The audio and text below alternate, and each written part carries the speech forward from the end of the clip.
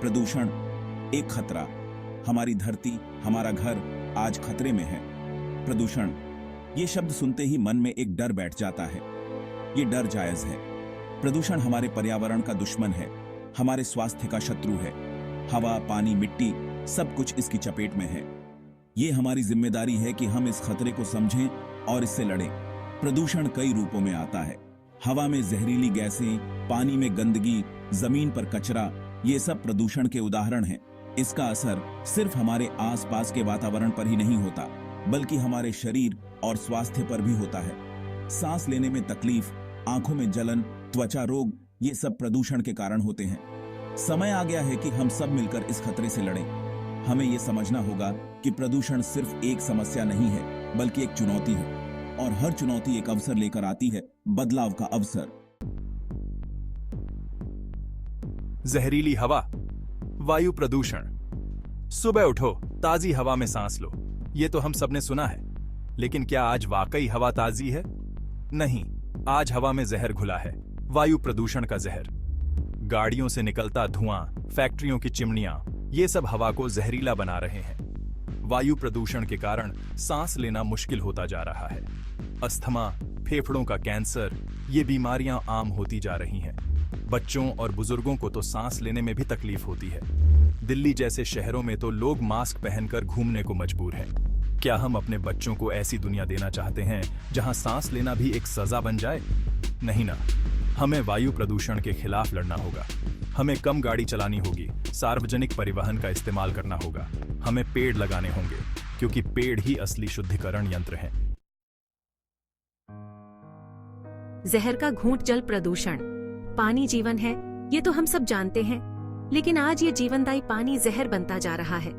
नदियां, तालाब, झीलें सब दूषित हो रहे हैं। फैक्ट्रियों का कचरा, नालियों का गंदा पानी, ये सब हमारे जल स्रोतों को जहरीला बना रहे हैं। इस दूषित पानी को पीने से कई बीमारियां होती हैं।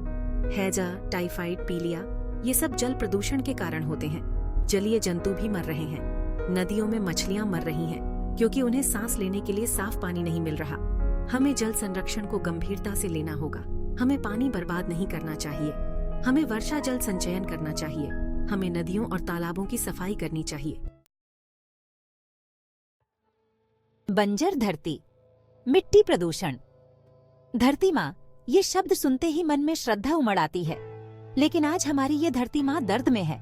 रसायनों का अंधाधुंध इस्तेमाल, प्लास्टिक का कचरा, ये सब मिट्टी को बंजर बना रहे हैं। इस बंजर जमीन पर खेती करना मुश्किल होता जा रहा है। फसलें खराब हो रही हैं, क्योंकि मिट्टी में पोषक तत्व नहीं बचे हैं। इसका असर हमारे खाने पर भी पड़ रहा है। हमें ऐसी सब्जियां और फल मिल रहे हैं जिनमें पोषण नहीं है, जहर है। हमें मिट्टी को बचाना होगा। हमें जैविक खेती करनी चाहिए। हमें प्लास्टिक का इस्तेमाल कम करना चाहिए। हमें कचरा प्रबंधन पर ध्यान देना चाहिए। समाधान, आशा की किरण। प्रदूषण एक गंभीर समस्या है, इसमें कोई दो राय नहीं। लेकिन इसका मतलब ये नहीं कि हम निराश हो जाएं।